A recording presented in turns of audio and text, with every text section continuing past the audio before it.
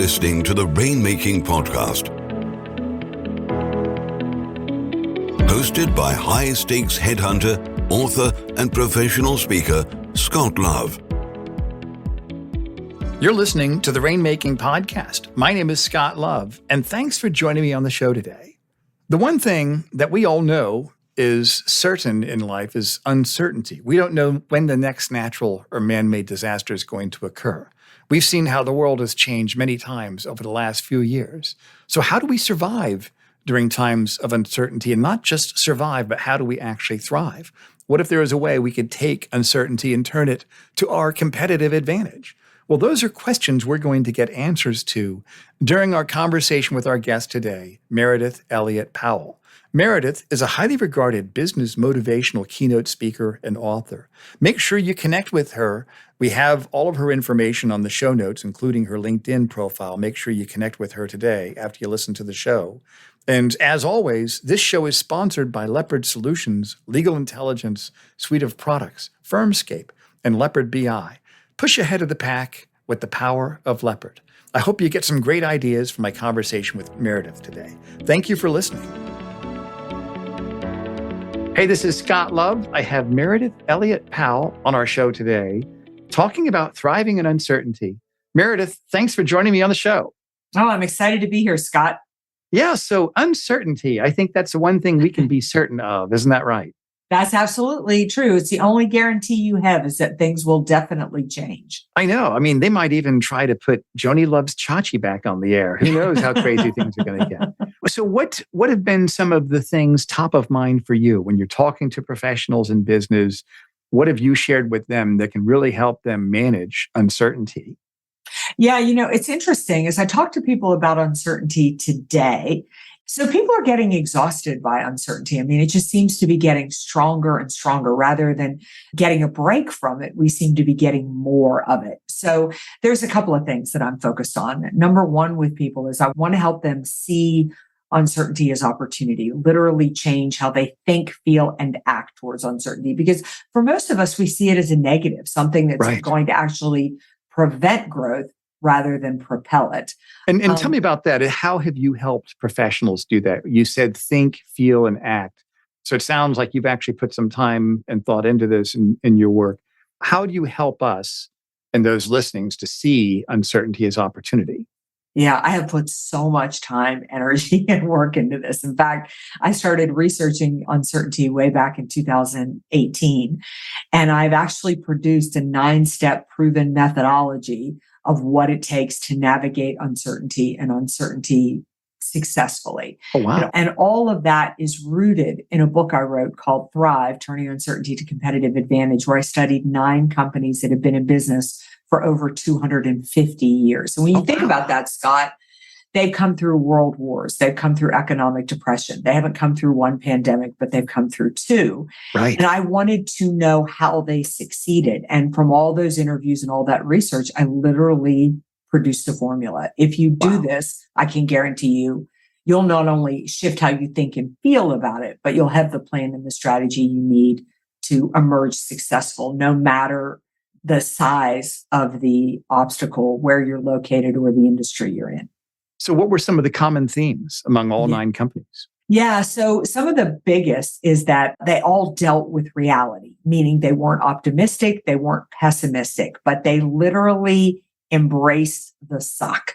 There's a great term from the US military called embrace the suck, where you literally deal with the challenge in front of you. So for instance, to put it in today's times, if one of those CEOs were alive today, maybe she wouldn't be sitting around complaining about the labor shortage. She would be saying, we have a labor shortage. How do I navigate my way through that labor shortage? Right. And actually, the company that we interviewed in that chapter was Jim Beam, and how they dealt with prohibition and why they were the only company that emerged successful and didn't declare bankruptcy when all their competitors were put out of business. How do they do it?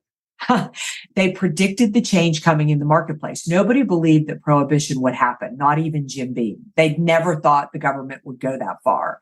But Jim Beam was smart enough to say, what if? What would I do if the unthinkable happens? Such a good question for for all of us to be asking ourselves. Like, what if we saw the bottom of a recession next year? What if it was as bad as it could be? What would you do? And that's what he asked himself. So he diversified his income stream and invested in the mining industry, invested in land in Florida, started growing citrus. So when prohibition happened, he had enough money coming in to keep his employees, to protect his recipe, take care of his family. While everybody else was declaring bankruptcy, he started getting ready for when prohibition would be repealed. Wow. So it's about predicting the future, accepting the reality, and not fighting it, but flowing with it. That's great. So when people see this opportunity, there's probably an emotional context at how they view it. When you're consulting to people and they see that the world has turned upside down, how do I manage my emotions?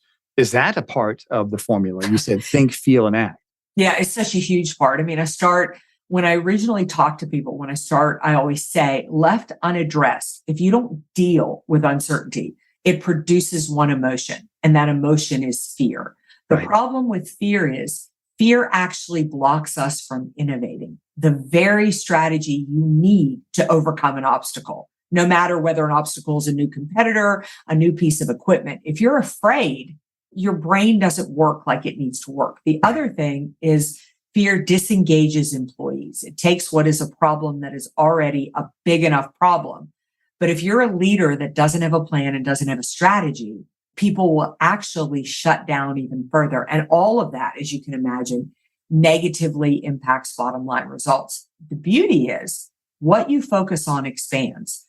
You know, Scott, my favorite part of all the research I did was learning that success wasn't logical. It didn't belong to the biggest company. It didn't belong to the company with the biggest resources. It didn't belong to the company that had the best product. It belonged to the leader that really had a clear vision so they could see past the obstacle. And somehow the mind finds a way to get there. It isn't logical. It just works. So that what that means is the biggest thing that you need to navigate uncertainty, you control. And that's your mind and what you focus on. So we definitely start with the mindset, because if you can't get your head wrapped around it, if you don't believe you're not going to be successful, there's no strategy I can give you that is going to help you move beyond that. Yeah, that's right. I think what you said is probably the most insightful thing I've heard in quite some time. Success is not logical. It is not. Yeah, I've never considered it like that. It is. Study companies. It's crazy. I mean, like we interviewed and talked to the current CEO of Baker's Chocolate, the oldest chocolate company in the United States of America, was founded by a man who showed up from Ireland who had no money and no connections. And literally through one of the strategies we talk about, got the thing completely off the ground. He didn't have 2 nickels in his pocket. Yeah. Like the very fact that company was built is not logical at all. But it's still here and still standing today. And so you mentioned he used one of the strategies. What are some of the other strategies that you talk about in your book? Yeah, the strategy that he used, there's 2 I'll mention. There's strategy that he used was competition becomes collaboration. And it is through collaboration. He had this amazing recipe. That's all he had was his mother's recipe for chocolate. He had to collaborate with somebody who had a mill. He had to collaborate with somebody who had water. He had to collaborate with somebody who had some money. And so just through collaboration, he was able to build the company and get it off the ground. So when uncertainty hits, it is not about competing. Like you and I both work in the speaking industry. We're not competing. We have to find ways to work together and collaborate. Right. The other strategy, one of my favorites, is how you make money in the middle of uncertainty. And we studied Procter & Gamble. And Procter & Gamble was started by 2 men, Mr. Procter and Mr. Gamble, who started a company in the late 1800s. The first product they were going to put on the market was soap. And Procter & Gamble never puts a product on the market that they don't ask their customers, why would you buy this? Why wouldn't you buy this? Understanding what the problem is. What they found out with soap was people loved soap, but when you lather up, it'll slip out of your hands and fall to the bottom of the bathtub. And people told Procter & Gamble, we want a soap that floats. They took that, shot air into a bar of soap, and Ivory soap was born. And by the end of the 1800s, they were $1 million company. So growth in the middle of an uncertain marketplace is not about having the best product. It is about solving the right problem. And the only way to know the problem to solve is to talk to your customers, because when uncertainty hits, their problem changes. Yeah, that's great. So how do we do that? How is it that we can get in our customers and our clients' heads to find out about those problems? It's so easy. You just talk to them. Don't go out to sell anybody anything. Just maybe I call Scott on the phone and I'll say, Scott, tell me what's happening in the speaking industry, or tell me how your business is going. That's how I found thriving in uncertainty, because in 2018 and 19, I was just talking to customers and everybody was answering the same way. Business is good. Business is great. We're having our best year on record, but this uncertainty. And I just started to think, why does uncertainty have to be a negative? And what could happen if people believed it was a positive? So I found my path simply by listening. Listen to your customers. Every customer complaint you get, they are telling you what is not being taken care of in the marketplace. Look at Uber. That company was completely built off what taxi cabs were not doing. Yeah, that's right. And I remember all the taxi cabs, they hated Uber. They hated it. And then some of the taxi cab drivers I knew were moonlighting as Uber drivers. Exactly. They just filled a need. Yeah. And there's always a need in the marketplace. So what's something that has surprised you over the last few years? What's something that you just weren't expecting, that Meridith, that you've seen in business? One of the biggest was the fact that success was not logical. That surprised me more than anything. But the biggest thing that surprised me was strategy number 4. And strategy number 4 is to know your core. Every company that I talk to, every single one that thrives in uncertainty, makes decisions exactly the same way. And they use their core values. They don't worry about whether it's logical or whether it's whatever, but they just go, if it aligns with our core values, it's the right decision for us. If it doesn't, they let it go. That is so easy to say, Scott, but it takes so much courage. But I'm obsessed with how powerful your values are. And if you run a company according to your values, you will still be here. But every decision has to pass through those values. Yeah, that's right. That's right. Have you seen companies that maybe they didn't believe some of these strategies, but then they tried it and they saw that it absolutely works? It helps them to manage uncertainty. Have you seen that before? Absolutely. I've seen it with my customers over and over and over again. But let me give you a flip example of that. Yeah, I was going to ask for that. Yeah, you read my mind. Yeah, great. Yeah. So I was interviewing, I had Brooks Brothers all set to go into the book. Brooks Brothers was founded in the mid 1800s, and they survived the Civil War by making uniforms for the Union Army. I mean, they were just so creative and innovative and flexed. But shortly before the pandemic hit, they started to allow the company to be run by their investors. Mm-hmm. And I missed that. So I had them all researched, all ready to go in the book. I was so excited because we had been a Brooks Brothers family my whole life. And I loved the stories of how he got his sons into it and everything. But at the beginning of the pandemic, they ignored the signs of the online sales phenomenon. And their investors, the people that were investing in the company really wanted the real estate in the company in the cities and places around the world. So they doubled down on the real estate. So they missed the condition yourself for change. They missed the fact that the marketplace was changing and they didn't go with it. The other is they didn't listen to their customers. They didn't secure their base, which was understanding the problem. In order to feed the beast of the real estate, they started to bring down the quality of the product. And their core customer base told them, we stay with you because of the Oxford shirt and the quality of the Oxford shirt. We've been at Brooks Brothers, for years. And they lost their core customer and they ended up declaring bankruptcy. My publisher said, you must have been devastated. And I said, no, I wasn't. I said, I didn't tell you that the companies would be here forever. I told you the companies, when they follow the strategies, you will stay here. You have to do all 9 and you have to do them in order. Yeah, that's great, Meridith. I mean, that's such a great story. I mean, It really kind of validates and gives credibility to what you just mentioned with us. Yeah. So tell us then, let's say we have an executive or an attorney that's listening to this that sees the uncertainty and we want to kind of bring it to an action step level. What would be 3 action steps that you would want people to take to really truly understand some of these ideas and really give themselves an edge over the competition as it relates to thriving and uncertainty? Well, the biggest action I would tell them is really to, honestly get the book and go through the 9 strategies. Yeah. But if I were going to give you 3 of my favorites, number 1 is get a vision. Get really, really clear on who you want to be in the middle of this pandemic and be clear on who you want to be after this pandemic and focus on that vision every day. Let me ask you about that. So when you say a vision, are you talking about in terms of revenue? Or are you talking about in terms of market share? What do you mean when you say get a vision? Yeah, we call it literally a relentless vision. Where do you see your business? Where do you see your customers? Where do you see your impact a year from now? And I'm not talking about anything that is beautiful that hangs on your wall.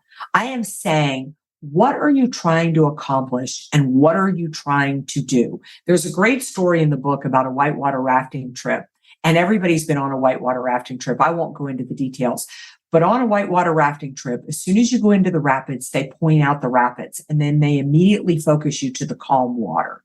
And they explain it like this. You have to see the obstacles, but if you focus on the obstacles, you'll hit them and you'll get stuck. That's right. So they refocus you to the calm water because somehow your raft finds a path there. Yeah. Your business works the same way. That's your vision. You have to be aware of the obstacles, but focus on the path. So Meridith, what would be our second action step? We've got number one is get a vision. What's number two? Definitely make decisions according to your core values. It's the most courageous thing that you do. And your core values take the guesswork and the procrastination out of it. So get clear on those values and use those and as a way to make a decision. Then have the courage. If it doesn't align, let it go. Yeah, and great. And then the last strategy I'll say would be to listen to your customers. Listen. You are going to sell the same product and service, but you're going to need to repackage it. I love that you work with attorneys because I think they're brilliant at this. Yeah. I mean, when the market is going great, everybody works in real estate. When the bottom falls out of the market, everybody works in bankruptcy. They're still attorneys, but they understand that the market shifted. We have to do that too, no matter the product or service you sell. Listen to your customers. They'll tell you how to grow. Well, Meridith, this is great. And tell us about the offerings that you have. Tell us about the name of your book again, and we're going to make sure we're going to put that link on the show notes. And what are some of the other offerings that you have that you'd like our listeners to know about? Yeah, so Thrive, Turning Uncertainty to Competitive Advantage. We've got a workbook that goes with it. I'm going to give you a QR code to put into the show notes. If people just use that link, they can get a copy of all the worksheets and an overview of the video around those chapters. And we're just now turning it into an online course as well. So certainly I offer it in keynotes and workshops, but we're trying to get it out there in every medium that can be offered so that people can get an opportunity to experience it in a way that works for them. That's great. And so you do speaking at events? Do you do consulting or coaching also to organizations? Yeah, I do keynotes. I do workshops. I do full day facilitations around the strategy and one-to-one coaching. That's fantastic, Meridith. We're going to put all of your contact information, including your LinkedIn link, on the show notes here. So everybody listening, make sure you connect with Meridith. Thanks for being on the show, and we're definitely going to have you back in the future. Thank you. It's been great, Scott. Thank you for listening to the Rainmaking Podcast. For more information about our recruiting services for international law firms, visit our website at attorneysearchgroup.com. To inquire about having Scott speak at your next convention, conference, sales meeting, or executive retreat, visit therainmakingpodcast.com.